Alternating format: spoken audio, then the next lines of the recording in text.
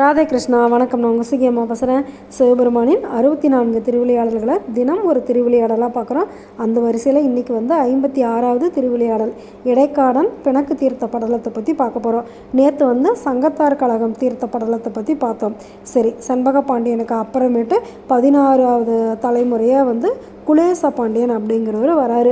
அவருமே தமிழ் இலக்கண இலக்கியங்களில் சிறந்து விளங்குறாரு. அது மட்டும் இல்லை, சிவபெருமான் கொடுத்த அந்த சங்கப்பலகையில் உட்கார்ற அளவுக்கு அவர் தமிழ் புலமை பெற்றிருக்காரு. அதனால் அவருக்கு கொஞ்சம் கர்வம் வந்துடுது. அப்போ கபிலரோட ஃப்ரெண்டான இடைக்காடான் அப்படிங்கிறவர் தமிழ் பிரபந்தம் ஒன்றை எழுதுகிறாரு. அதை கொண்டுட்டு போய் குலேச பாண்டியன்கிட்ட காமிக்கிறாரு. அந்த பாடல்கள் எல்லாமே ரொம்ப அருமையாக இருக்குது. ஆனாலுமே குலேச பாண்டியன் முகத்தில் எந்த விதமான உணர்வுகளையுமே காமிக்காத அப்படியே அமைதியாகவே இருந்துடுறாரு. அவருக்கு எந்த விதமான பரிசு பொருளும் தரல. இடைக்காடானுக்கு இதை பார்த்ததும் ரொம்ப கோபம் வந்துருச்சு. நம்முடைய பாடல் சரியாக இருக்கா தப்பாக இருக்கா அப்படின்னு கூட சொல்லலையே, இவர் இவ்வளோ இதாக இருக்காரு அப்படின்னு சொல்லிட்டு, இது தமிழுக்கே இழிவு அப்படின்னு சொல்லிட்டு சொக்கநாதர்கிட்ட போய் சொல்கிறாரு.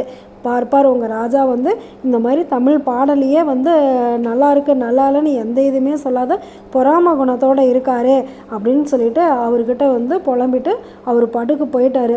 உடனே இவர் என்ன பண்ணுறாரு, சிவபெருமான் கோவிலிருந்து தன்னுடைய லிங்க உருவத்தை விட்டுட்டு கோயிலுக்கு வடக்க இருக்கிற வைகை ஆற்று கரையோரமாக போய் அங்கே இருந்துக்கிறாங்க. யார், நம்மளுடைய மீனாட்சியும் சொக்கநாதரும். மறுநாள் போய் பார்க்கும்போது அங்கே சிவபெருமானையும் அம்மாவையும் காணும் அப்படின்னு எல்லாருமே தேடுறாங்க. இந்த விஷயம் குலேச பாண்டியனுக்கும் தெரியுது. உடனே சிவபெருமானை தேடி எல்லாருமே ஒவ்வொரு பக்கம் போகிறாங்க. அப்போ சங்கப்புலவர்கள் சிவபெருமான் வடதிசையில் வைகை கரையோரமாக சிவபெருமான் இருக்கார் அப்படின்னு சொல்லி தெரிஞ்சிருது. அங்கே போய் பார்த்துட்டு, நான் என்ன தப்பு செஞ்சேன், நீங்கள் ஏன் இங்கே வந்துட்டீங்க, வாங்க நம்ம இடத்துக்கே போகலாம், நீங்கள் இப்படி வரலைன்னா நான் என்னுடைய கழுத்தையே சீவிக்குவேன் அப்படின்னு சொல்லி வாழை உருவுறாரு.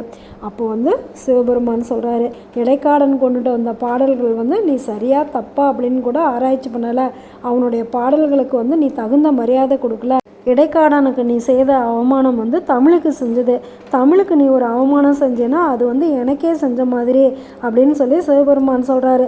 அதுக்கப்புறமேட்டு சொல்கிறாரு, இந்த மதுரையம்பதியில் 64 இடத்துல லிங்கங்கள் இருக்குது. அதில் அஷ்டதிக்கு பாலகர்கள், அப்புறம் சித்தர்கள், ஞானிகள், மனிதர்கள் அப்படின்னு சொல்லி நிறையா பேர் வழிபட்டு நற்கதி அடைஞ்சிருக்காங்க. எப்போவும் எல்லா இடத்துலையுமே நிறைஞ்சிருப்பேன். வடகிழக்கு திசையின் அதிபதியான குபேரன் வழிபட்ட இந்த லிங்கத்துக்குள்ளார நான் இப்போ இருக்கேன். அதனால் இந்த லிங்கம் வடத்திரு ஆலவாய் அப்படின்னு இந்த இடம் அழைக்கப்படட்டும்.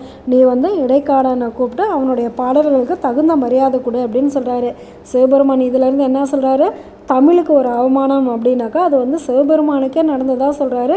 எல்லா இடத்துலையுமே தமிழுக்காக அவர் போராடி இருக்காரு அப்படிங்கிறது தான் இந்த திருவிளையாடல் நம்மளுக்கு சொல்லுது. அதுக்கப்புறம் குலேச பாண்டியன் இடைக்காடன் அவர்களை கூப்பிட்டு அவருடைய பாடல்கள் எல்லாம் கேட்டு அவருக்கு சிறந்த வெகுமதிகள்லாம் கொடுக்குறாங்க. நாளைக்கு என்ன திருவிளையாடல் பண்ண போகிறாரு அப்படின்னு சொல்லி பார்க்கலாமா? நல்லது நினைப்போம், நல்லதே நடக்கும், ஆனந்தமாக இருப்போம். Okay, bye. ராதே கிருஷ்ணா.